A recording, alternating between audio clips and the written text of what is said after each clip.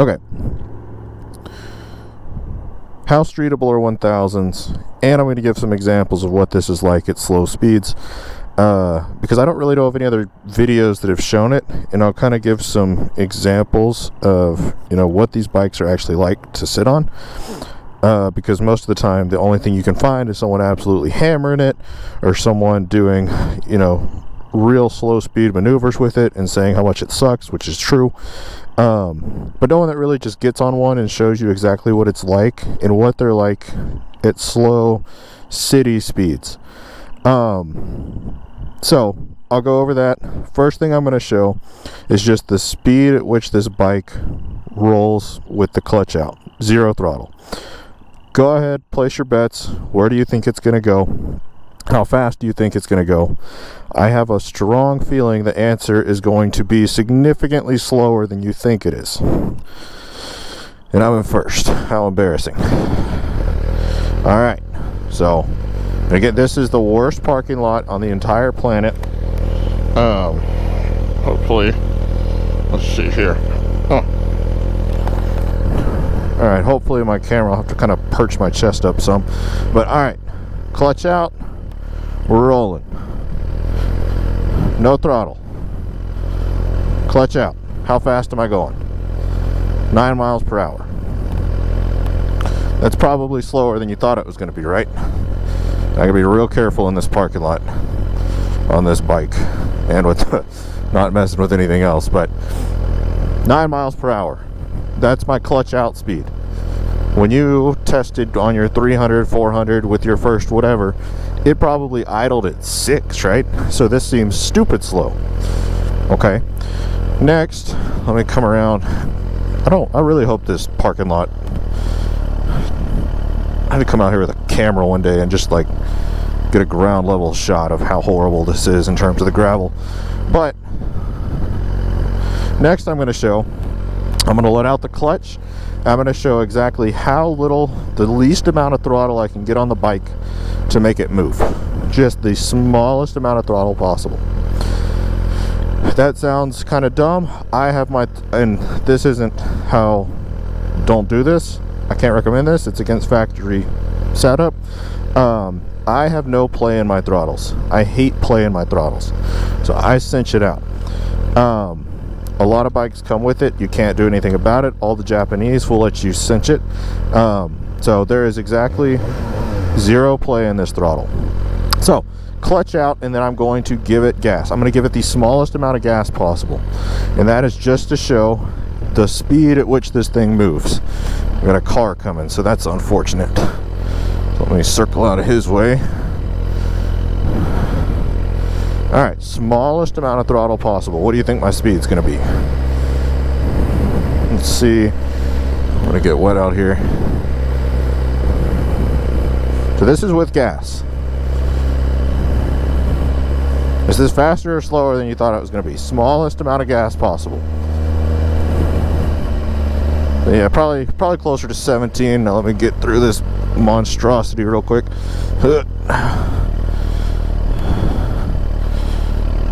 Alright, back out. Clutch out, no throttle, smallest amount of throttle possible. So nothing, just tiny, tiny, tiny amount of throttle. So I can idle this thing 14, well, about 14, 15-ish. Okay, so that seems pretty tame, right? What is it that makes these bikes so intimidating and so scary?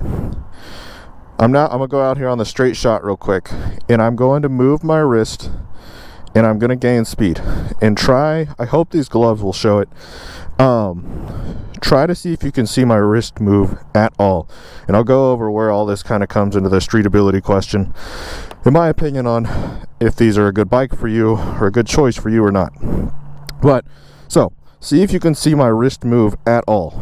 I'm probably going to give this bike 5 to 10% throttle and just watch the speedometer. So, and here, let me make sure my camera's still set up. Hold on.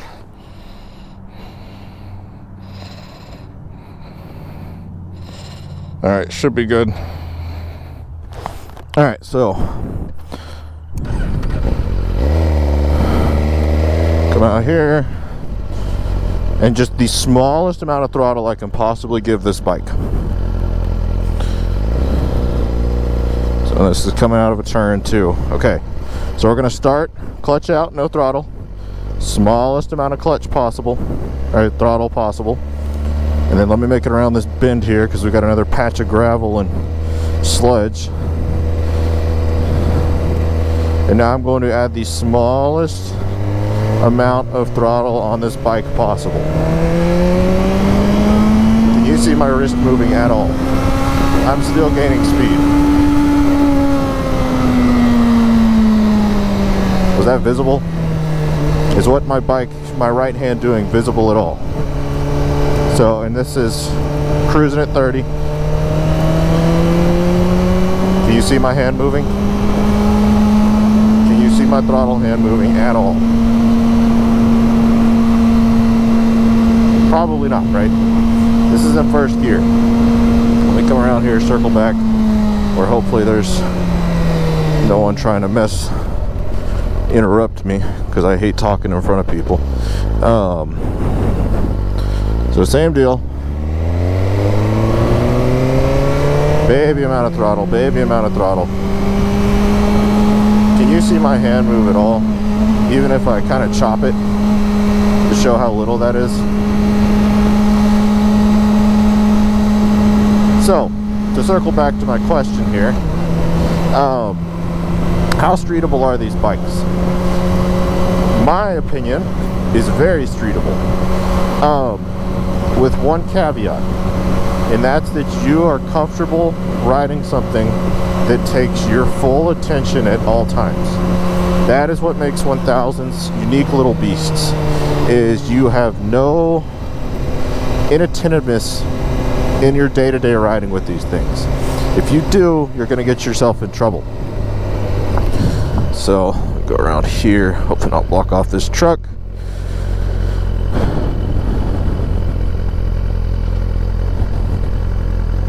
Alright. God, I hate this parking lot. So, notice how insane the speed gain was from such a small amount of throttle. And keep in mind that that was not in the power band of this bike. I don't have somewhere to really show that properly without, one of the yards people here coming and calling the cops. So, very small amount of throttle, right? Gets this thing moving quick. I love that. I love the twitchiness of these bikes. I find the streetability of them very good. A lot of people, they hop on their bike. This is something I've kind of noticed, especially the more I've been around people and the more I've been around sport bike riders in particular. There's two camps of people here, and you have what I would consider people that cruise, people that want to go sightseeing, people that want to have a fun, relaxing time on their motorcycle. They don't want to really think about anything. These are the guys that go 400, 500 mile trips. They want comfort. They want ease of use. They want the torque. They want something that is fun so they can turn their brain off and just look and feel the outside world. That's not what a super sport is for. That is absolutely not what a super sport is for. A 1000 in particular, complete opposite. You are paying attention to absolutely nothing other than what is between your legs. What is between your legs and what is going on in traffic. So the two caveats that I put to this is how good is your traffic knowledge? How comfortable are you with scanning traffic, keeping eyes on things, and reacting to it properly? And how comfortable and are you wanting or willing to spend all of your brain power every time you're on this bike, making sure that everything is going as it should? Everything becomes second nature on everything, really. However, that's what happened. That's where these are different. You, no matter how second nature everything gets, you have to have that just conscious, locked in thinking at all times. A lot of people don't buy bikes to do that. A lot of people don't buy cars to do that. A lot of people, for driving, any type of anything of that sort, They want to feel relaxed. They want to just turn their brain off and focus on what's in front of them and look at the surroundings. And they want to go on cruises with their buddy, and they want to go, you know, down to Florida. They want to go, the guys that go up to Wisconsin, the guys that go up to Michigan, guys that make trips down to Mexico. They're getting on their bike and they're effectively turning their brain off. Nothing wrong with that. A 1000 is not for that type of rider. These are bikes that you have to, at all times, your muscles are engaged. Muscles that get really tired after extended periods.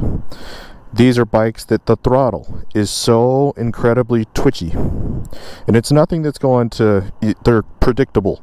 And that's a big key to these things too. They're extremely predictable bikes. They wouldn't be racing machines if they were unpredictable. That would be stupid. Extremely predictable. However, they are predictable in that they are going to pump out a shit ton of power at any given moment. They are going to lay down power anywhere in that power band. And what happens if you get lazy, and I talked about this in the Ergos video, is laziness leads to disrupting the suspension on these bikes. Panicking leads to disrupting the suspension on these bikes. Missed inputs due to fear, panic, whatever, not paying attention is one of the, probably the biggest one, leads to disrupting the suspension. I have my 390 as well. I absolutely love that bike. I've owned a couple nakeds. I love nakeds. I absolutely love nakeds. I have nothing but good things to say about nakeds. I recommend them to 99% of people. Super sports are fun. 1000s are so much fun, but it's a different kind of riding that you're doing with them. With the naked, you get the benefit of being able to kind of lock in and ride it hard, and you still get enough forgiveness with everything, no matter the bike. Even like a 1290, that's a punchy bike with no arguments about that. However, you just have so much more play with being able to stay relaxed. And the 1290 is pretty aggressive. It's probably the most aggressive naked, but it is still more relaxed, and you are less likely to disrupt the suspension on that thing by panicking just a hair than you are on any 600 or 1000 true super sport bike. Benefit of these, they're much more capable. They feel ungodly stable, which also fools people into thinking they're better than they are. So, just because your suspension is high-end race suspension doesn't mean that you have high-end race knowledge, nor do you have high-end race skills, which I think puts a lot of people into a poor spot with them as well. Is, like these tires, I just got these tires. I haven't finished getting them rubbed in. These are S22s. I love these tires. They take about 10 miles to warm up.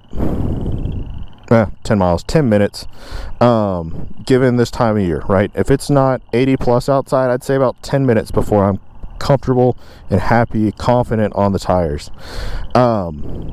Nakeds don't come with that limitation. You can hop on those things, and within, you get road 5s, whatever, they're warm, within a mile and a half, and you can run them pretty hard. These tires, while they're more capable once they're warmed up, before that, you don't get the ability to just kind of run them, or you're going to hurt yourself. I'm rambling here. Anyway, back to my point. How streetable are these things? Extremely. Under the caveat that you are able to pay attention to yourself and your bike at all times. You have to have the second nature ingrained to where you can scan traffic and not have that, a guy coming out from here isn't going to cause you to make a panic input. Or, like when I was coming up through here, if you're someone who, you hit a bump in a road and your hand, this becomes second nature, but if you hit a bump in the road and you accidentally throttle just a little bit, so just next time you go ride, pay attention to this. Do you ever accidentally throttle? If you're on a smaller bike, really anything minus a 1000, that's probably, you may not even register it as what you just did. you could really mess yourself up on a 1000, especially once you're above 6-7k RPM. If I hit that little bump right there and I was to gas it with one hand, I could very easily have taken enough weight off the front of that tire in that short time, taken enough weight off the front of that tire to where my handlebar is lighter. So if I'm accidentally pulling on it as well, everything goes this way, it lands. Yeah, hopefully this will help someone, and I'm trying to work on my conclusions as well here, but that's really the big caveat here, or the big pointer I would make to streetability of these. Extremely streetable. I don't think that the fear with these bikes is near as deserved as it is, with the caveat that you pay attention to what you're doing and what the bike is doing at all times. These are not machines that you can be lazy on. This goes to 600s as well, but they give you a lot more free play in the throttle. Other thing, is your throttle control good? Are you someone who has a jumpy right hand? Are you someone who has a jumpy brake? The brakes on this bike are better than any other bike, just about any other bike. 1000s have stronger brakes, so accidentally getting scared and punching it, now granted almost all of them, Honda, what are you doing, come with ABS these days, so your risk of skidding it out isn't quite, or looping it isn't quite as high. However, the chances of you panicking, putting a little too much front when you should have, so whoop, and now suspension dives, and you are now you're standing the bike up mid-turn, and now so your suspension's forward, and now you're touching the throttle a little bit, and you just lost your rear. You just whoop, because you panicked. You have to have with the 1000, you have to have the want to pay attention to the bike and yourself more than anything else. If you look for bikes to turn your brain off, or if you want a bike to ride that you do turn your brain off at certain points, you just want to cruise, you just want to make it over, make it an hour that way and not think about it, I wouldn't recommend one of these. Honestly, it's just not fun. There's no fun in the power of these things when they have the ability to scare you. Last thing I would ever recommend is to go shopping for one of these when your plan is to put it in B mode, C mode, power mode, whatever they come with.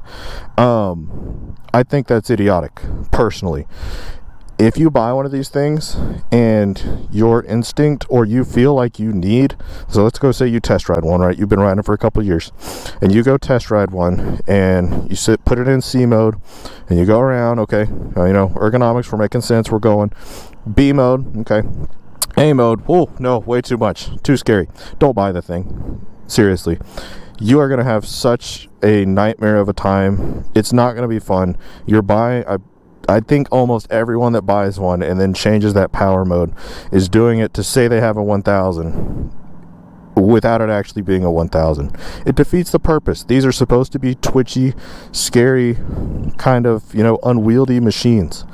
Changing the power mode does nothing. I mean, just buy a 600 and put a 1000 sticker on the side. 99% of people aren't going to know anyway.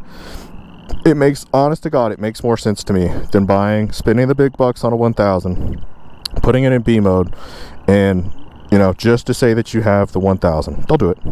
Look for something else. The naked bikes these days are incredible. Anyway, alright, nice clean conclusion here.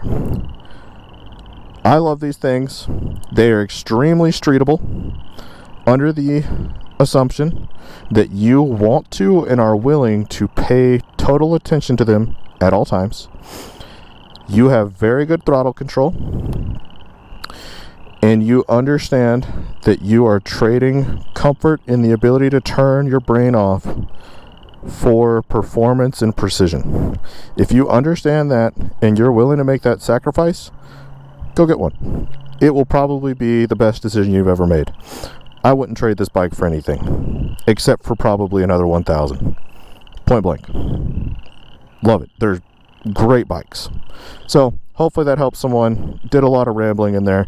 God knows how long this video is about to be. Yeah.